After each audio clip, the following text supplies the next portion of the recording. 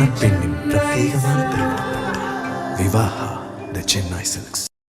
சென்னை ராயப்பேட்டையில் உள்ள தலைமை அலுவலகத்தில் அதிமுக பொதுச் செயலாளர் எடப்பாடி பழனிசாமி தலைமையில் நடைபெற உள்ள கூட்டத்திற்காக அக்கட்சியின் மாவட்ட செயலாளர்கள் வந்து கொண்டிருக்கின்றனர். இதுகுறித்த விவரங்களோடு நிரலில் இணைகிறார் நம்முடைய செய்தியாளர் லதா. அவரிடம் பேசலாம். லதா, வணக்கம். இன்று நடைபெறக்கூடிய அதிமுக மாவட்ட செயலாளர்கள் கூட்டத்தில் என்னென்ன விஷயங்கள் விவாதிக்கப்படும் என்று எதிர்பார்க்கலாம் உங்களிடம்?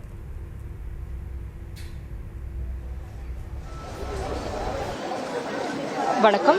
சென்னை ராயப்பேட்டையில் உள்ள அதிமுக தலைமை அலுவலகத்தில் இன்று அதிமுக பொதுச் செயலாளர் எடப்பாடி பழனிசாமி தலைமையில் மாவட்ட செயலாளர்கள் கூட்டம் இன்னும் சற்று நேரத்தில் தொடங்க இருக்கிறது. இதற்காக மாவட்ட செயலாளர்கள் ஒவ்வொருவராக அந்த தலைமை கழகத்திற்கு தொடர்ச்சியாக வருகை தந்து கொண்டிருக்கிறார்கள். முக்கிய நிர்வாகிகள் தற்பொழுது ஒவ்வொருவராக வருகை தந்து கொண்டிருக்கிறார்கள். முக்கியமாக இன்று நடைபெறக்கூடிய இந்த ஆலோசனை கூட்டம் என்பது முழுக்க தேர்தலை ஒட்டி நடைபெறக்கூடிய ஒரு கூட்டமாக தான் இது இருக்க போகிறது. ஏனென்றால் தேர்தலுக்கு இன்னும் 2 மாதங்கள் தான் இருக்கிறது. எனவே ஒவ்வொரு தொகுதிகளிலும் அங்கே என்ன மாதிரியான பணிகள் மேற்கொள்ளப்பட்டு இருக்கிறது, என்ன மாதிரியான யுக்திகளை மேற்கொள்ள வேண்டும் உள்ளிட்ட பல்வேறு விஷயங்கள் தொடர்பாக ஆலோசனைகள் மேற்கொள்ளப்பட இருக்கிறது. அது மட்டும் இல்லாமல் கூட்டணி ஒரு இறுதி வடிவம், ஒரு ஏறத்தாழ இறுதி வடிவம் பெற்றுவிட்டது. எனவே ஒரு இறுதி வடிவம் பெற்ற ஒரு பிறகு நடைபெறக்கூடிய ஒரு முதல் மாவட்ட செயலாளர்கள் கூட்டம் இது என்றே நம்ம சொல்லலாம். ஏனென்றால் அமமுக உள்ளிட்ட கட்சிகள் எல்லாம் கூட்டணியை இறுதி செய்யாமல் இருந்தார்கள். எனவே சமீபத்தில் அதிமுக பாஜக கூட்டணிக்குள் அமமுக வந்திருக்கக்கூடிய நிலையில தற்போது மாவட்ட செயலாளர்கள் கூட்டமானது நடைபெற இருக்கிறது. இந்த கூட்டத்தில் எப்படி அமமுக நிர்வாகிகளை ஒருங்கிணைத்து அவர்களையும் நம்மோடு சேர்த்து அந்த களப்பணி ஆற்ற வேண்டும், அவர்களோடு எப்படி ஒன்றிணைந்து வேலை செய்ய வேண்டும் உள்ளிட்ட பல்வேறு விஷயங்கள் தொடர்பாகவும் இபிஎஸ் பல்வேறு அறிவுரைகளையும் கூட அவர் வழங்கலாம் என்ற ஒரு எதிர்பார்ப்பு இருக்கிறது. அதேபோல சமீபத்தில் சார் பணிகளானது நடைபெற்று முடிந்திருக்கிறது. ஒருபுறம் அந்த பட்டியலில் இடம்பெறாதவர்களினுடைய பெயர்களை சேர்ப்பது பல்வேறு கட்ட முகாம்களும் கூட நடைபெற்றுக் கொண்டிருக்கிறது. இதற்கிடையே ஒவ்வொரு வார்டிலும் ஒவ்வொரு பகுதியிலும் விடுபட்டவர்களினுடைய பெயர்கள் அனைத்தும் சேர்க்கப்பட்டிருக்கிறதா உள்ளிட்ட விவரங்களை எல்லாம் அவர் கேட்டறிய இருக்கிறார். இது தொடர்பான பட்டியலை அவர் ஏற்கனவே இபிஎஸ் தரப்பில் தயார் செய்து வைத்திருக்கிறார். எனவே இந்த பகுதிகளில் இவர்களினுடைய பெயர்கள் விடுபட்டு இருக்கிறது, எத்தனை பேரினுடைய பெயர்கள் விடுபட்டு இருக்கிறது உள்ளிட்ட பல்வேறு விவகாரங்களை எல்லாம் அவர் கேட்டறிந்து அந்த பணிகளை அந்த பகுதியில் இருக்கக்கூடிய அந்த மெம்பர்கள், அந்த பிஎல்ஏக்கள் முழுமையாக செய்திருக்கிறார்களா உள்ளிட்ட விவரங்களை எல்லாம் மாவட்ட செயலாளர்களிடம் கேட்டறிய இருக்கிறார். தற்போது நடைபெறக்கூடிய அந்த ஆலோசனை கூட்டம் என்பது முழுக்க அந்த தேர்தல் பணிகளை ஒட்டிய ஒன்றாக தான் அது இருக்க போகிறது. ஏனென்றால் தேர்தலுக்கு இன்னும் ஒரு 2 மாதங்கள் தான் இருக்கிறது.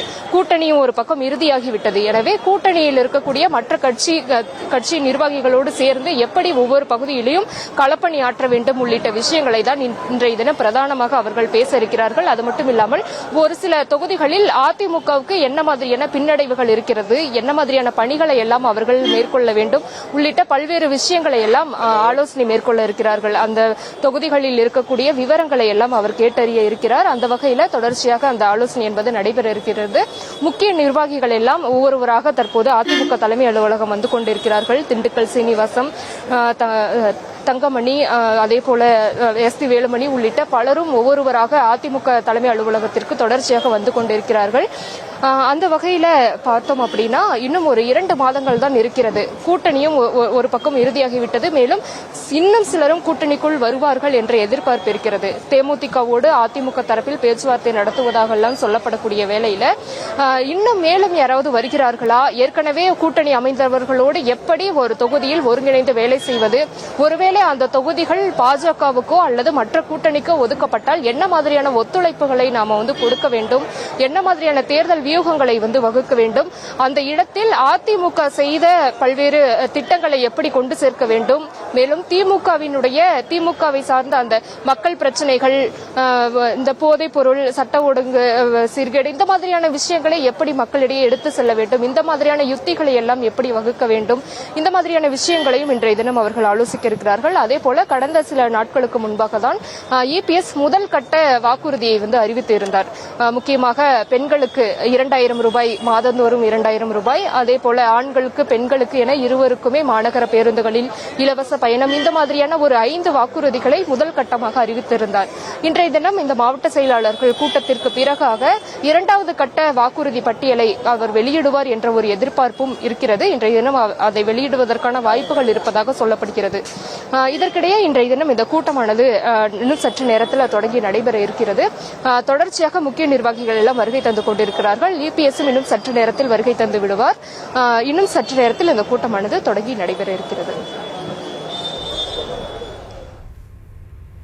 விவரங்களுக்கு நன்றி லதா. மணப்பெண்ணின் பிரத்யேகமான திருமணம் விவாஹா தி சென்னை சில்க்ஸ்.